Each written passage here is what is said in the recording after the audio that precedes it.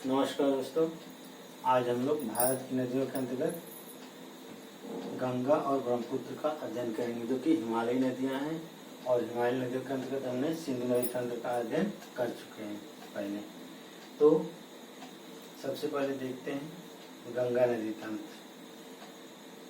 गंगा नदी जो कि उत्तराखंड के गंगोत्री हिमालय से भागीरथी के नाम से निकलती है। और इसमें जो दूसरी नदी है अलकनंदा, जो कि सतोपथ ग्लेशियर से निकलती है और आकर देवप्रयाग में संयुक्त रूप से मिलती है, और यहीं से इसका नाम गंगा पड़ता है। और आगे बढ़ती हुई ये जाकर बंगाल की खाड़ी में गिरती है।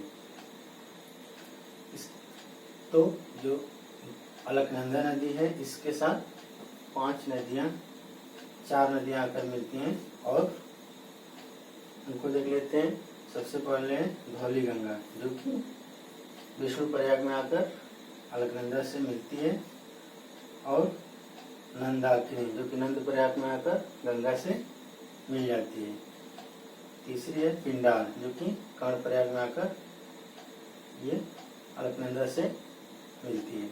और जो दाहिने तट से है वो आकर मंदाकिनी, जो कि रुद्रप्रयाग में अलकनंदा से मिलती है, और ये संयुक्त रूप से आकर देवप्रयाग में भागीरथी से मिलती है और गंगा के नाम से जानी जाती है।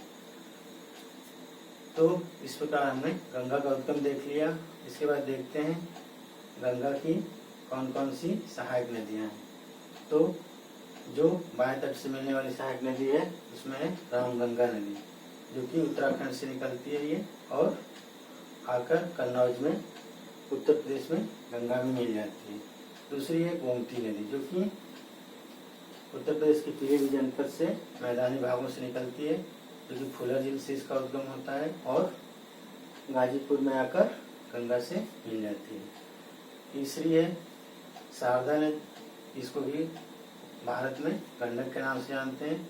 शारदा के नाम से नेपाल हिमालय से निकलती है, और जिसको कि भारत और नेपाल सीमा पे काली नदी के नाम से जानते हैं, और भारत में घाघरा के नाम से बहती छपरा में आकर गंगा में मिल जाती है।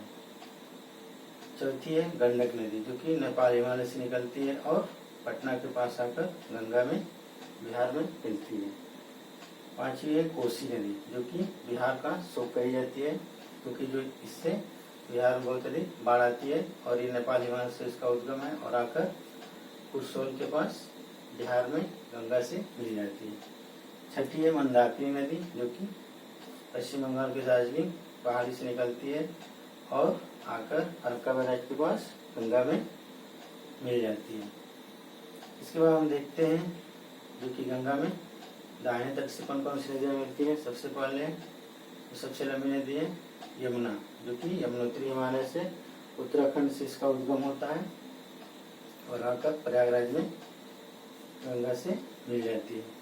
इसके बाद देखते हैं यमुना में जो सहायक नदियां हैं, क्योंकि दाहिने तट से मुख्य रूप से चार नदियां मिलती हैं, जिनका उद्गम मध्य प्रदेश से राज्य से होता है, और ये मुख्य रूप से प्रायद्वीपीय पठार के उच्चभूमि से निकलती है।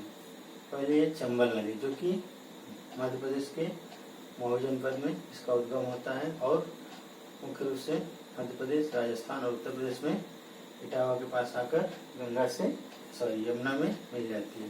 दूसरी है सिंध, ये भी यमुना की सहायक नदी है। तीसरी है बेतवा, जो कि बिंदु पर्वत से निकलती है और आकर यमुना में दाहिने तट से मिलती है।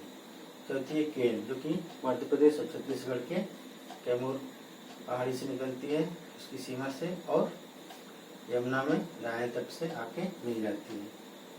पांचवी है टूल, जो कि सीधे ये गंगा में मिलने वाली दाहिने तट से नदी है।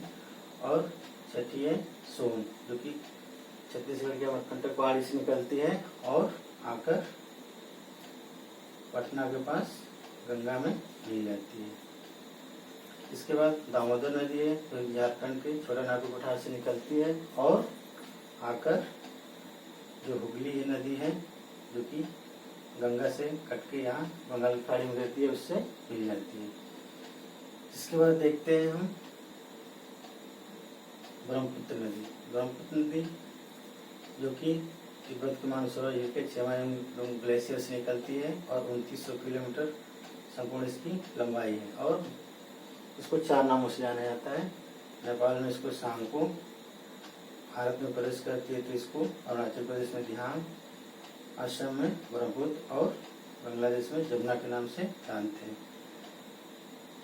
इसकी जो बाएं तट से 4 नदियां हैं जो कि ब्रह्मपुत्र में मिलती हैं वो है दिहांग, जिनका क्रम है दिहांग, लोहित, धनसिरी और कोपली। और जो दाहिने तट से मिलने वाली नदियां हैं उनमें है सुबनसिरी, मानस, संकोश और तीस्ता। तीस्ता जो है कि तिब्बत के चिलामो झील से निकलती है। और ब्रह्मपुत्र नदी पे जो विश्व का सबसे बड़ा नदी द्वीप है माजुली द्वीप, इसी के बीचों बीच स्थित है। तो तिब्बत जो ब्रह्मपुत्र नदी है इसकी कुल लंबाई भारत में 916 किलोमीटर है। अब देख लेते हैं इनके बांग्लादेश में किन किन नामों से जानते हैं। जो भारत की जो सबसे लंबी नदी है गंगा, इसकी कुल लंबाई 2525 किलोमीटर है। ये जब बांग्लादेश में प्रवेश करती है तो इसको पद्मा के नाम से जानते हैं। और जो ब्रह्मपुत्र नदी है जब ये बांग्लादेश में प्रवेश करती है तो इसको जमुना के नाम से जानते हैं। जब दोनों मिलती हैं तो इनको संयुक्त नाम पद्मा दे दिया जाता है, पद्मा के नाम से जानते हैं। और एक नदी है बराक नदी जो कि बांग्लादेश में इसको मेघना के नाम से जानते हैं। ये मणिपुर के जनपाव पहाड़ी से निकलती है और मणिपुर, मिजोरम और असम में बहती हुई जाकर पद्मा में मिल जाती है और संयुक्त रूप से इसको मेघना के नाम से हम जब ये मिलती है तो मेघना के नाम जान सकते हैं। और इसी नाम से इस बंगाल की खाड़ी में अपना जल गिराती है और सुंदरबन डेल्टा का निर्माण करती है। सुंदरबन डेल्टा जो कि हुगली नदी से मेघना नदी के बीच फैला हुआ है। और जो ये बराक नदी है इस पे भारत का राष्ट्रीय जलमार्ग संख्या 6 स्थित है। इसके अलावा गंगा नदी के बारे में कुछ और जानकारियां देखते हैं। गंगा नदी को सन 2008 में राष्ट्रीय नदी घोषित किया गया है। गंगा नदी में बैक्टीरियोफेज नामक जीवाणु पाए जाते हैं जो कि इसके जल के हानिकारक जीवाणुओं को नष्ट कर देते हैं, इसके जल को शुद्ध रखते हैं। गंगा नदी कुल 5 राज्यों से होकर बहती है जिनमें है उत्तराखंड, उत्तर प्रदेश, बिहार, झारखंड और पश्चिम बंगाल। और 2 देशों में भारत और बांग्लादेश में मुख्य रूप से ये फैली हुई है।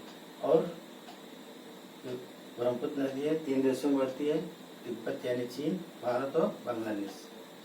इस प्रकार हमने गंगा और ब्रह्मपुत्र नदी का संक्षिप्त रूपरेखा देख लिया। वीडियो अच्छी लगे तो लाइक, शेयर और कमेंट जरूर करें।